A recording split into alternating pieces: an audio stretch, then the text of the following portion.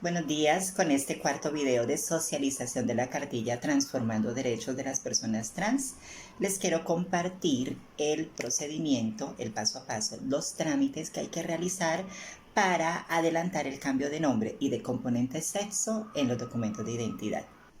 Bien, hay dos pasos generales para ello. El primero es el paso notarial y el segundo el registral.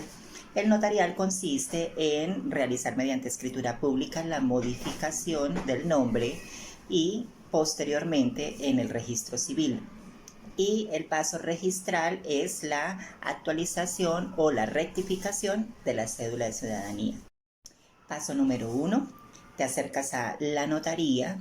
Allí debes suscribir una escritura pública en donde manifiestas que de manera libre y voluntaria deseas cambiar el nombre, haciendo alusión a los derechos del libre desarrollo de la personalidad, la autonomía, la dignidad humana y entre otros. Y con esta escritura pública en la misma notaría se puede entonces adelantar la modificación del registro civil de nacimiento, en donde se hacen las anotaciones pertinentes del cambio y se expide un registro civil nuevo. Para poder hacer este trámite, entonces se deben aportar como requisitos la fotocopia de la cédula de ciudadanía y una copia auténtica del registro civil inicial. Para este primer paso es importante llevar por escrito la solicitud del cambio que se desea realizar. Ojalá le radiquen la copia para usted para que tenga una evidencia de la solicitud, firmada también por usted, por supuesto.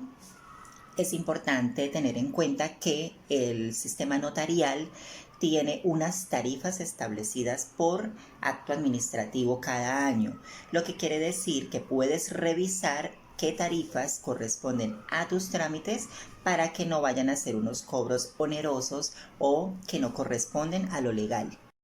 Como segundo paso, entonces, con la escritura pública y con el nuevo registro civil te diriges a la Registraduría Nacional y allí solicitas la rectificación del documento de identidad.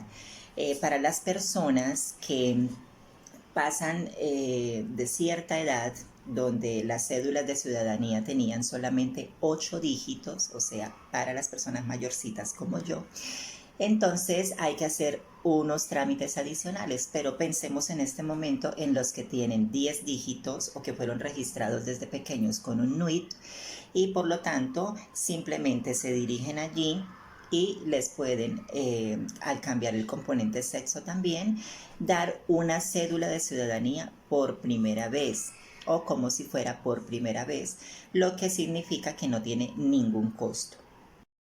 Por supuesto, algunas personas toman la decisión de cambiar solamente el nombre y no el componente sexo. Eso es muy válido, es respetuoso, pero lo ideal sería hacer todo el cambio completo para poder hacer un solo trámite, para que tampoco se vea reflejado en lo social otros estigmas y discriminaciones en donde a ti te pueden tomar el documento de identidad y dice, bueno, te llamas con un nombre femenino, pero el documento dice que eres del sexo masculino y eso ya empieza a generar, por supuesto, problemáticas. Voy a poner un ejemplo. Donde yo vivo hay una norma que indica que no se puede llevar en las motocicletas parrillero hombre.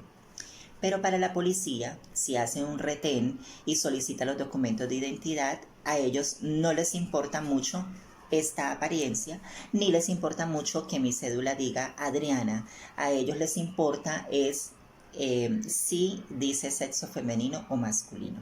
Entonces, por este tipo de cosas se pueden empezar a hacer algunas reclamaciones legales que nos llevan a perder tiempo, que nos hace pasar malos momentos. Entonces, pues lógicamente lo ideal es hacer el cambio del componente sexo. Esto no tiene nada que ver con una cirugía de reasignación sexual. Entonces, es como la representación de nuestro género en lo social.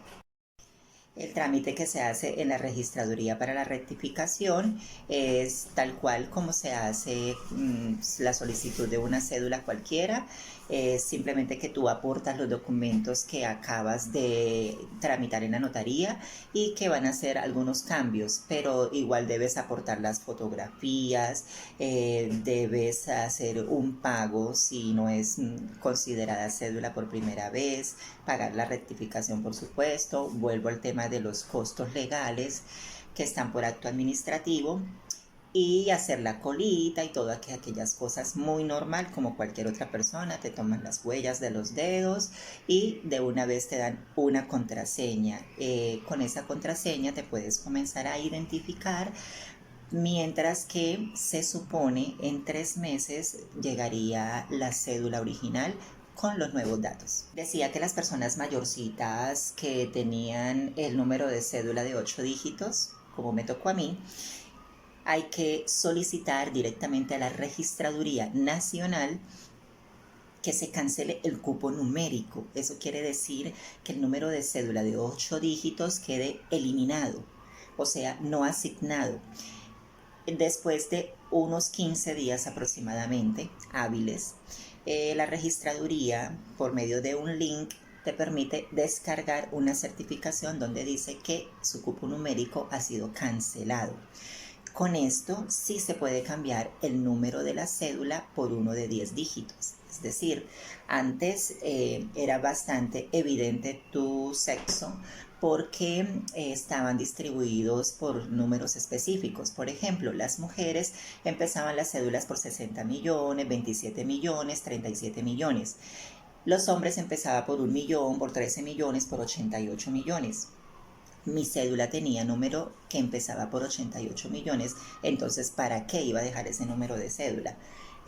Sin embargo, en la EPS en algún momento me sucedió que no sabían qué hacer. Esta cédula no corresponde a una mujer, en fin, una cantidad de cosas que fue una locura. Porque en un momento el decreto nos permitía solamente hacer el cambio de nombre. Cuando salió la norma, pues yo salí corriendo a hacer mi cambio de nombre, lo que era posible. No tenía previsto que se iba a poder más adelante, unos añitos después, hacer el cambio del componente sexo, pero qué favorabilidad tan grande para nosotras. En fin, una vez que ya se tiene esa certificación de cancelado el cupo numérico, te asignan uno nuevo en la registraduría.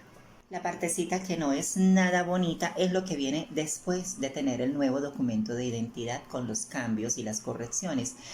Sucede que aquí en Colombia para este tipo de trámites no se ha establecido una actualización automática de datos, porque parece que las bases de datos están como muy independientes, no hay una base de datos integral a la fecha de hoy.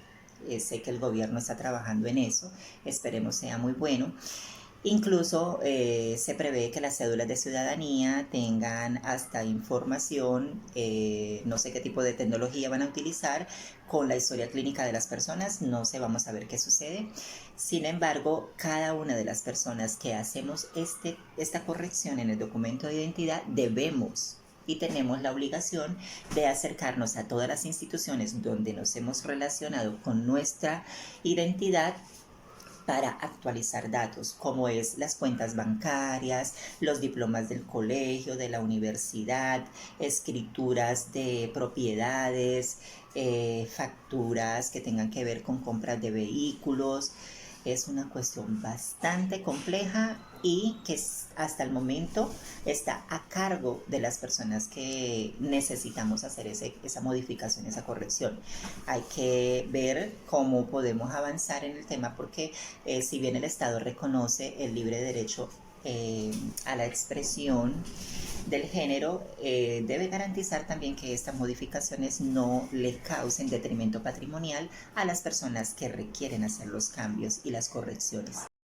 Entonces, un repasito muy corto. Los documentos que se requieren son el registro civil de nacimiento, que sea expedido recientemente, un documento juramentado en el que se solicita el cambio del nombre y del componente sexo, especificar qué cambio se va a hacer de masculino a femenino, de femenino a masculino, y aportar la cédula original y una copia simple en el momento en que se va a hacer el trámite. Y los pasos resumidos son: primero, presentar petición ante el notario con los requisitos anteriormente mencionados, radicar en la notaría la solicitud, realización de la escritura pública por parte del notario, aprobación para modificación del registro civil y expedición de un registro civil nuevo, aportar documentos a la Registraduría Nacional y, para finalizar, esperar 3 meses para que le entreguen el nuevo documento de identidad. Los modelos de los documentos a utilizar para las solicitudes pueden ser solicitados aquí abajo en este correo.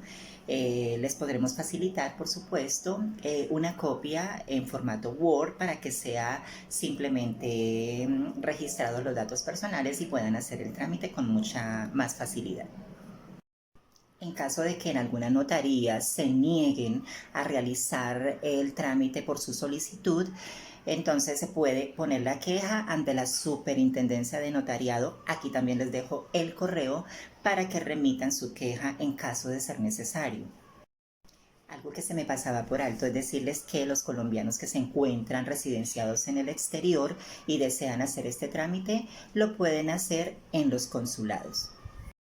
En caso de que sea la registraduría la que se niegue a adelantar el trámite, aquí también les dejo los correos en donde pueden presentar su queja por escrito, incluso si es la queja a la Cancillería.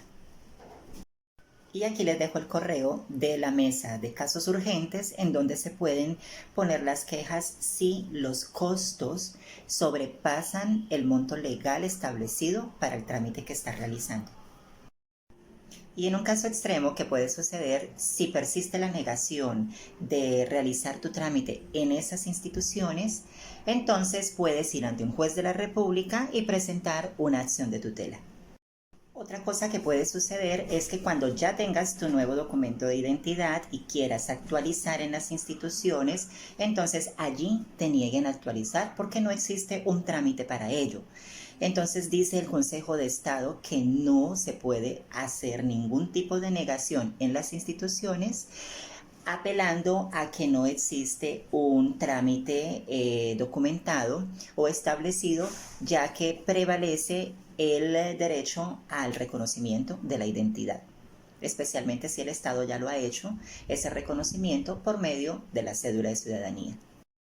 Para terminar, quiero decir algo muy particular que tiene que ver con esta elección, porque la existencia de una norma que nos permita realizar la corrección del nombre y el componente sexo no significa que nos obliga.